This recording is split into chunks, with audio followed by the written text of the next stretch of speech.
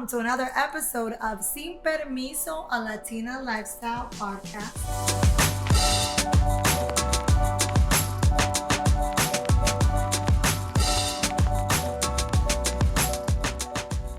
And today I am so excited. I have the diva, one of my mentors here, Daisy Lopez-Cid.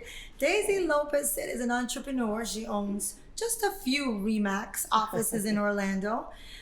Daisy is a badass Latina, somebody that I admire, and I know you guys are going to be very interested in what Daisy has to say. Thank you, Daisy, for being here today. Well, thank you, Peggy, for inviting me. I'm excited to be here with you. Thank you. So this is going to be this is our mindset, our Latino money mindset series. So we're talking to entrepreneurs like yourself, and we'd like to know the mindset, right? The Latino mindset.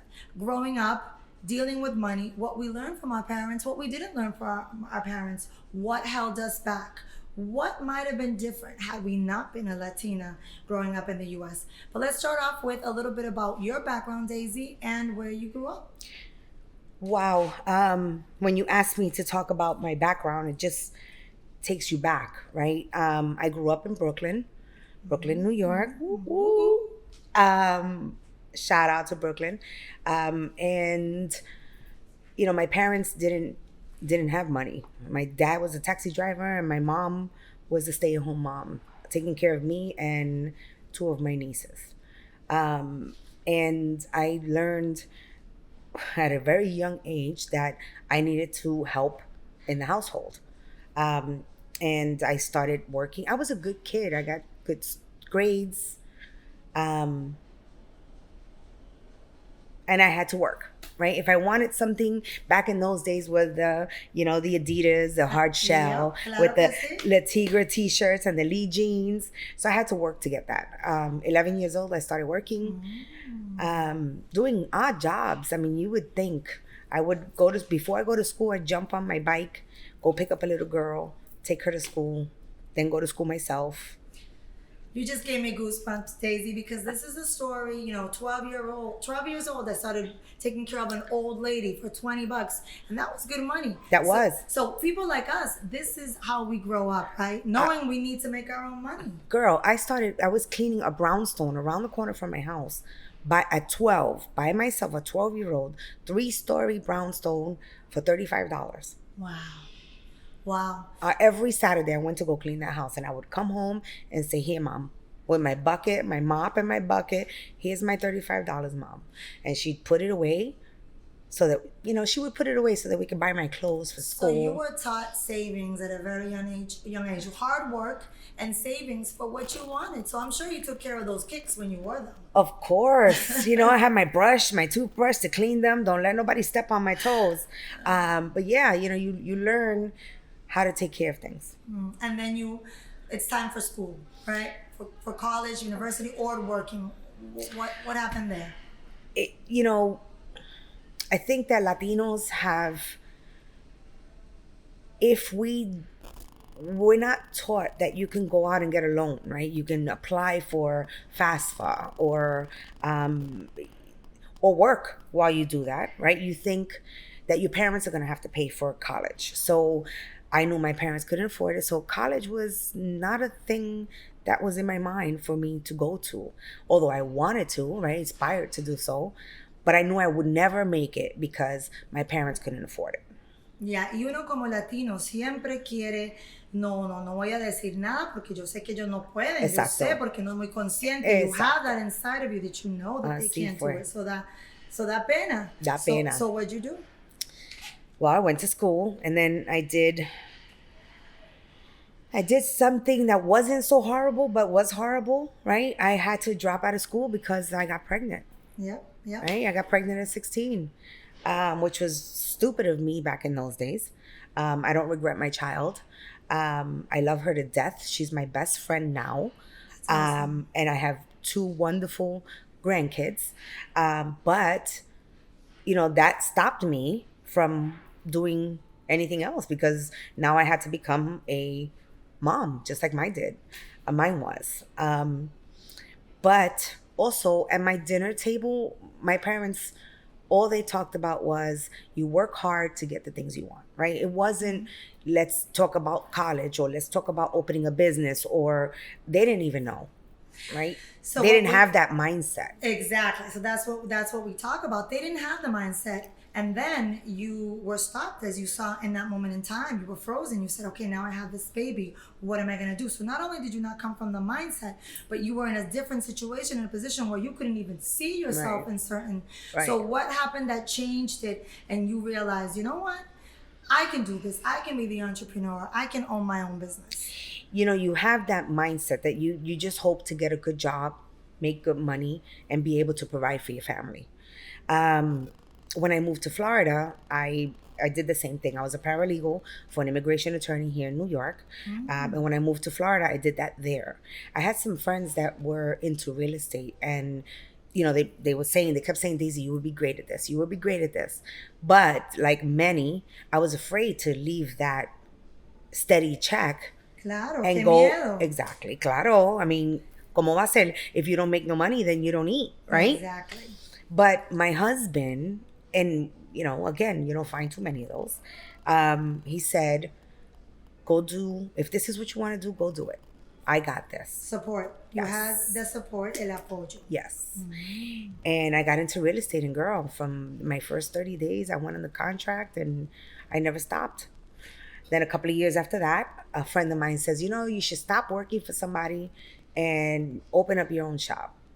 And I said, why would I want that? But I did, right? And it was the best thing for me because I love to not take care of others, but I like to see others grow. That's the mother in you, Daisy. You became a mother at an early age. And when I say mentor, we all see you like that. I like to see others grow, right? Because I truly think that you help others grow, and the world goes round tenfold, right? What you give out always comes back. My mother decía, Dios holca, no, ¿cómo es? Aprieta pero no, exacto, aprieta pero no holca. And I got into it and I liked it. I love to see my people grow and they stay with you. You have that loyalty. And then I opened another office. Then I got into other ancillary services. I met the organization. And you just stay humble, right? Because if you let your success get to you, exactly. I don't think that you'll be able to make some money, but it's not going to give you everything that you want. You know, Daisy, you're saying that, and I just finished reading a book called Go Givers Get More. And you give your time to people, you give time to your team members, to your office. They become your familia, and you get more. You give your time to this wonderful organization called NAHREP. By the way, guys, Daisy just happens to be the past national president of a huge organization called NAHREP, the National Association of Hispanic Real Estate Professionals. And I met Daisy through this organization, and she's given so much of herself to a lot of people, and I'm one of those. So I truly believe that by giving your time and giving back to others, you only elevate yourself. 100%, right? But giving is not just about giving, right? It's about giving for the right reasons. Doing things for the right Dando reasons. sin esperar nada a cambio. Exacto. Because if you expect things, right, Daisy, you don't do things to get. You do things from your heart. Right. And obviously you get into organizations and you do different things and you always look at it as, what am I going to get out of it? Right? I mean, we're all human. I'm going to give to get. But in the line of work that we do, when you do that, you're not going to get back. You're not going to get what you want. And if you do it from the heart, you will come back. Trust me, it has. I mean, I've been with the organization for 8 years. I've owned my company for the last 17. And it's a great feeling. I mean, it's tiresome. But it's tiresome. You give so much of yourself, Daisy. You know, it's funny because you can be mucho Orlando, but you're never gonna lose the New York. We love your accent. You know what? Really? Do I have an accent? You have an accent. It's there. Miss People's president. How has your mindset though about money changed from when that little girl was growing up in Brooklyn till that entrepreneur today that lives in Orlando and helps all these people and inspires so many? You know, Gary talks about, you know, having money shouldn't change you, and you shouldn't buy the gaudy cars, and you shouldn't buy the jewelry or the red bottoms or the nice bags. But I think that you can do both, right? The main thing is you have to stay humble, because if you let the money take over you, you're going to be one of those that you don't want to be. It's okay to splurge on yourself every now and then, but make sure you're smart with your money. And coming from the background, a lot of us Latinos, when we don't have any money and we make money, all we're doing is spending it. Spending it. Right? We're not planning for the future, right? Do you have a 401? Do you have a retirement plan? Are you planning for the next 5 to 10 years? What's going to happen? I'm not going to tell you how old I am, but I have a 5 or still 6, I'm 6 years out. Right? 6 years out is my plan, my exit plan. But it's not a fully exit plan because you're never going to stop working. We're never going to stop. No, we like what we do. But I want to work because I want to work, not because I have to work. Financial freedom. Exactly. That's what we get. You know, it's funny, you're talking about the mindset of money and how us Latinos, we all fall into that at a young age. And I was one of those people, you know, buying this, buying that, not being conscious of a rainy day and saving money. And, you know, we show off a lot. And if you look at all these people, I mean, these CEOs, how many people do we know that are out there with the same bobos, the same corduroy khakis, and they don't look like they're worth $1 million, but los Latinos. No, right. You can tell. You can tell. And there's a saying, I don't know, in Colombia, there's this funny saying, que el que tiene, I don't know if you guys say pecueca, you know, when you got stinky feet, el que tiene pecueca dinero no lo cuenta. You don't tell. Eso así. I mean, if you go anywhere and you see a non-Latino that has money, he has dirty sneakers on, broken jeans, although the holy jeans are in style, right? But you can't tell if they have money. When you look at a Latino, you know they're wearing their money. Exactly. As opposed to having and I think that's just our mind frame. Right? We need to get out of that mind frame. Again, there's nothing wrong with looking good, right? Driving a nice car, but make sure you can afford it, right? Don't say, I can only afford $400 a month, but I'm going to get into $1,000 a month because it looks good. That's being a little ridiculous, right? You have to live within your means. I met in this organization another person who makes, if you meet him, ladies and gentlemen, he makes a lot of money. But he takes out that money. He'll say, okay, I'm going to live on, if I make $500,000 this year, I'm going to live off 100. Wow. Right? 100. And he puts that money, and it's not just to save it all, right?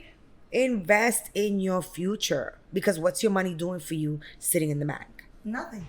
And we all know that invest in yourself, right? 20% of what you make should be invested in. We see it as investing in yourself. I mean, we're living in inflation times right now. Yes. Esto está de locos. Gasolina $5. So what is that money going to be worth then? It's so important for the Latinos, but it's a thing with, they don't want to save, que la hora, que, you know what, living day to day. And we see that in our cultures, you know, the little stores on the corner, right? And the Latino goes and buys what he needs for today or for tomorrow. And they're not worrying about the future, the retirement, the 401ks, the investment property. We need to change this mindset, Daisy. And I feel like people like yourself are that example. And I love the way that you use your platform to put that out there and to be the example that a Latina, that a little girl from Brooklyn who had a baby at 16 years old can come out of it and not only be financially set, but be an inspiration for so many, because it's almost as if the Latinos, until they see someone that's their same color of skin doing it, they don't realize that it's possible, right? You know, I saw a woman, a Latina, I was at an event, actually it was at an NAHREP event, and the woman said, ladies, stop buying shoes and buy buildings. Don't I tell you the same thing? I love that. Stop. However, I looked down at her feet. She had red bottoms on. But she had buildings. But she had buildings. And you know what? I went back home that year and I bought my first building. And, you know, she made a good point. Where you put your money's not doing anything for you sitting in the bank. Yes, it's good to save. However, what is it doing for you? You have to make your money work for you, right? And you have to be conscious of your assets and being liquid. And the market is changing, everything's changing, and every 10 years it's the market changes. Exactly. And you have to be ready for what's coming. If you're not ready, you need to start getting ready. And there's nothing wrong with starting right now to get ready. So I was just going to ask you, what advice do you give an 18-year-old Latina that walks into your office and says, I want to be like you? Oh, I love that. I'd like to sit with her, see what her dreams are, see what she wants to do. Because I'll tell you, Peggy, that there's nothing out there that we cannot do. Nothing. So I'll sit down with that 18-year-old and I'll say, what is it that you want to do? Let's plan. And you have to write it down, right? Write it down. That plan you'll never forget, right? The first plan that you make. And then you build off of it. If you don't make your goal in the first year, that's okay. There's nothing wrong with not making your goal. Just keep changing it as you go, right? Keep changing it as you go. Nothing and no one can stop you. You are your worst enemy. You heard it, guys. A goal without a plan is just a dream. Daisy, thank you for being here today and taking the time to inspire many, as you always do in person, but on this podcast, Sin Permiso, the Latina Lifestyle Podcast. I'm Peggy Pratt. Thank you, Daisy. Oh my God, Peggy, this is awesome. I love you too, and thank you for having me.